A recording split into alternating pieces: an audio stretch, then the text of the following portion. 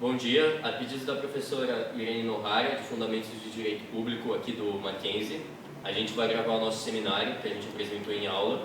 A gente vai relacionar o anime Death Note com os teóricos que versam sobre a gênese do Estado, bem como um pouco de filosofia e até um pouquinho de ED que a gente viu em aula.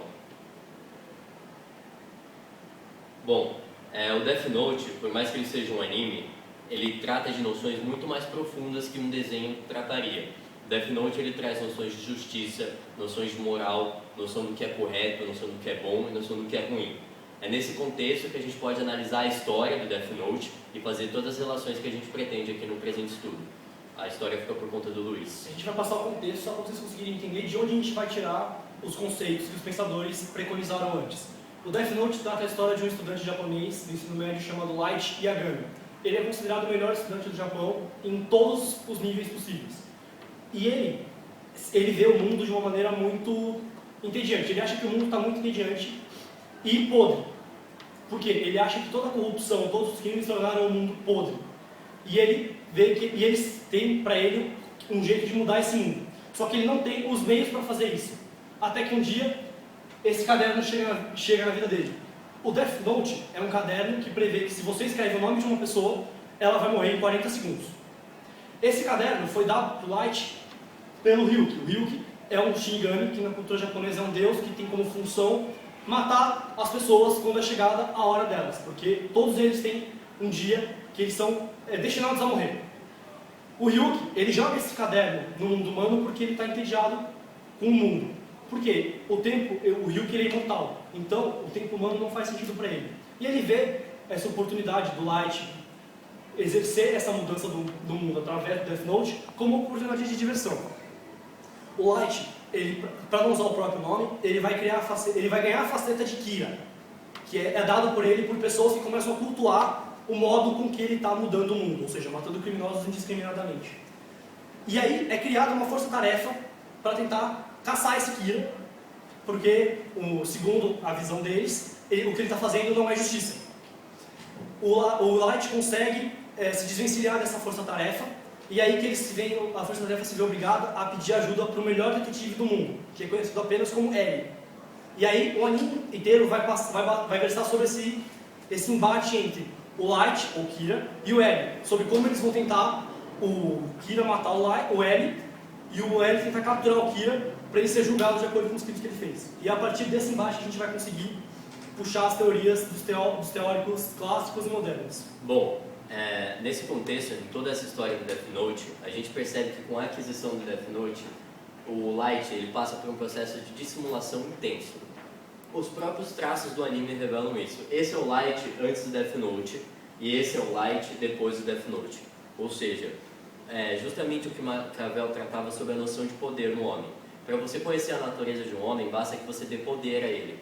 O Light, quando ele consegue esse poder através do Death Note, ele passa por esse processo de dissimulação entre a aparência e a essência. É justamente o que o Maquiavel aconselha ao príncipe, para ele aparentar ser bom, mas na essência ele não pode revelar a sua essência, porque se ele for mal, talvez ele desagrade o povo ou o seu súdito. Nesse caso também que o Nietzsche foi bastante influenciado por Maquiavel. Na sua doutrina nihilista, o Nietzsche ele até preconizou também essa frase na obra Além do Bem e do Mal, que se assemelha muito com o que o processo pelo qual o Light passou. Esse processo que o Light passou é chamado de apoteose.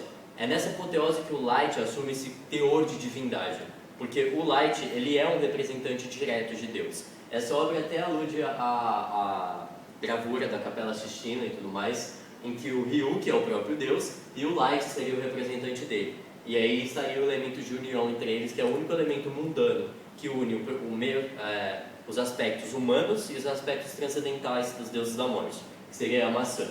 Por algum motivo, o deus da morte come maçã no anime. Esse processo de apoteose é justamente o que preconizou Jacques Bossuet. É nesse sentido que o direito divino dos reis adquire sua representação máxima, porque o Light ele é um representante direto de Deus. O Ryuki ele é um deus.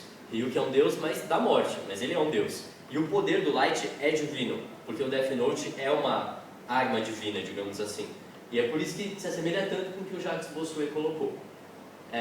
Nesse sentido, ainda, Quando a gente apresenta o L de forma misteriosa no começo do anime, o L ele representa muito mais que uma concreção física. O L ele representa um abstrato de ideia, um conjunto, digamos que um conjunto normativo. Porque o L, na noção que aparece o Light julgando todos os criminosos e o Estado se vê impotente diante disso, e as instituições também, o L ele surge como a norma fundamental. O L é que dá a noção fundante de direito. Porque, como eu já disse, o L não é só um personagem. O L ele representa um conjunto de ideias, muito bem representado através desse símbolo. Essa representação simbólica é que adquire essa representação também na norma fundamental, que foi preconizada por Hans Kelsen e também por Norberto Bobbio. Porque é o L que, a partir da sua fundação, da noção geral do direito, que fundamenta e legitima todas as noções jurídicas presentes no anime. Ainda nesse sentido, nesse contexto que o Light é um legislador, ao mesmo tempo que ele julga, ao mesmo tempo que ele está na esfera legisladora, ele é do judiciário, ele legitima isso através do estado de natureza que ele enxerga na sociedade. O Hobbes preconizou que o estado de natureza ele é um estado em que os homens vivem em constante guerra. É por isso que o soberano surge. O soberano surge para, como o estado de natureza legitima o surgimento do soberano. Ao passo de que o poder divino do Light, e o poder de julgamento dele, o julgamento sobre os maus e sobre os ruins, os criminosos ruins, esse julgamento dele é justamente essa noção divina, e essa noção que ela é legitimada pela sua podridão que ele enxerga no mundo, que vai estar retratada no slide a seguir.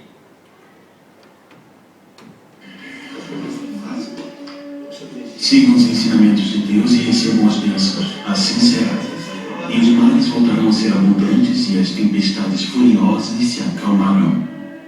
Hoje, aproximadamente às 11 da manhã, um homem de 32 anos foi encontrado morto apunhalado em seu apartamento na cidade de Yokohama, província de Kanagawa.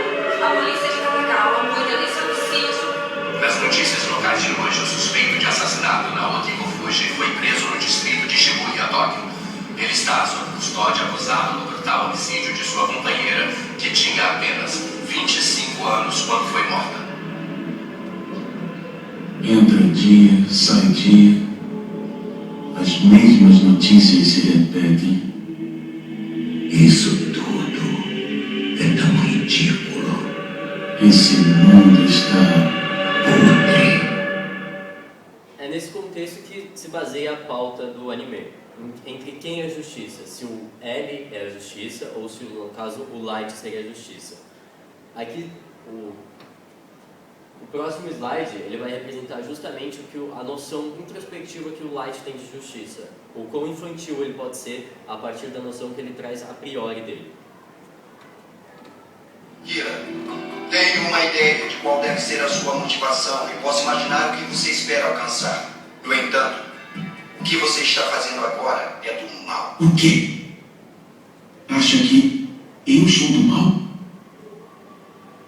Eu sou a justiça! Eu protejo os inocentes e aqueles que temem o mal. Eu vou me tornar o Deus de um novo mundo que todos desejam. Todos aqueles que se opõem a esse Deus é que são do mal.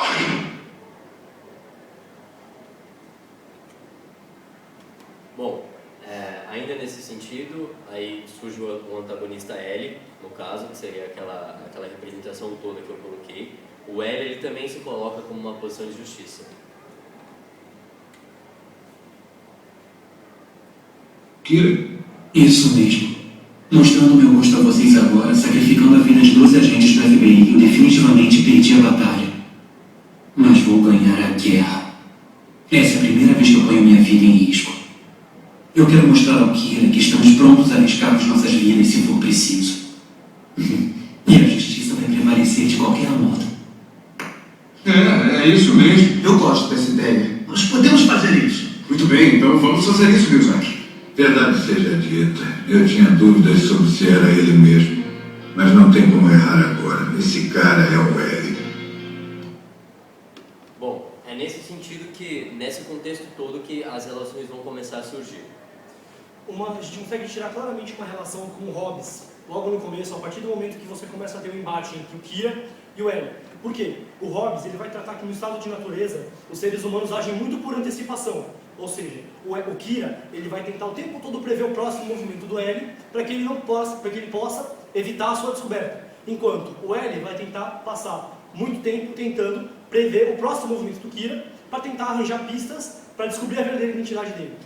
É nesse sentido que no vídeo que a gente mostrou anteriormente, que o Light ele se aproxima muito do que o Hobbes chama de injustiça. A injustiça para o Hobbes está muito associada à noção do que é arbitrário, do que você julga segundo suas próprias volições. E o Light, ele julga segundo suas próprias noções de justiça. E é justamente isso que o Hobbes chama de injustiça, como está bem exposto nessa frase. Ainda para a relação com Maquiavel, para além da relação da aparência e da essência, que o Light ele aparenta ser um estudante brilhante, ele é, independente disso, mas o Light ele é verdadeiramente mau. E ele não aparenta ser o Kira em momento algum. Tanto que ele acaba passando por cima de todas as pessoas que ele ama, do pai dele, da mãe dele, da irmã dele. E nesse degladiação mental com o L, é que eles vão fazendo essa noção de antecipação que o Luiz colocou. Além disso, o Light ele é a representação do que é verdadeiramente o príncipe. Porque Maquiavel dizia que o príncipe deve ser um príncipe armado, para que ele seja justo. E o Light ele tem uma noção máxima de poder na mão dele. O que o Light tem de poder na mão é incomparável. Além disso, para que o Light seja assemelhado ainda ao príncipe, é que o Light ele julga, às vezes ele julga com uma certa bondade, julgando só os maus, e às vezes ele julga os bons, como forma de demonstrar as pessoas que seguem atrás dele, no caso ao Estado, ele julga pessoas do Estado como forma de impor o respeito, como Maquiavel coloca. E é nesse sentido que o Light ele é ao mesmo tempo amado por todas as pessoas, os populares, que querem ver esses criminosos julgados, e temido pelas pessoas, porque as pessoas têm medo de morrer na mão dele. Fazendo uma comparação entre esse quesito do Maquiavel e o Hobbes também, você consegue perceber que a figura do Leviatã para o Hobbes, ele está na sua mão esquerda, ele está munido de uma espada. E essa espada pode ser muito bem relacionada à caneta que o Light escreve os nomes das pessoas no caderno. Esse tipo de julgamento ele pode se assemelhar também ao que o professor Tércio Sampaio coloca como justiça vertical, que é uma noção de justiça baseada nos seus sentimentos a partir de um fato. É uma ação desmedida, é uma ação descontrolada. Ou seja, o Light é julgando segundo a sua percepção a priori do que é justiça. Ao passo de que o L, para além da norma fundamental, ele representa a justiça horizontal. Porque o L ele traz previsibilidade, além dele ter uma noção positivada de direito. O L ele segue conforme a lei. Ele segue tanto conforme a lei que o L é a expressão máxima da lei, que seria a norma fundamental. Para além disso, a gente tem uma relação também com Rousseau. Porque quando o Light ele julga, ele está ao mesmo tempo julgando e fazendo leis universais, porque o parecer dele tem força de lei. Ele é como se fosse um jurisconsulto divino, moderno. Ou seja, é nesse ato de julgar e legislar ao mesmo tempo, sendo ele um membro popular também do povo, sendo um estudante comum, as pessoas se identificam com isso. Ou seja, o Light ele está observando uma lei que ele próprio prescreveu. Ou seja, a observância da lei prescrita por si mesmo é o sinal máximo de obediência, é o sinal máximo de democracia e de representação pelo povo. Para além disso ainda, as pessoas nessa representação, elas têm uma paixão imensa pelo Kira. As pessoas são devotas pelo Kira, como uma mulher que apareceu no slide aqui atrás. A paixão é literalmente de devoção, como Montesquieu colocava. É uma paixão política que está presente entre os princípios hierarquizantes da nobreza. E é basicamente isso, pessoal. Muito obrigado.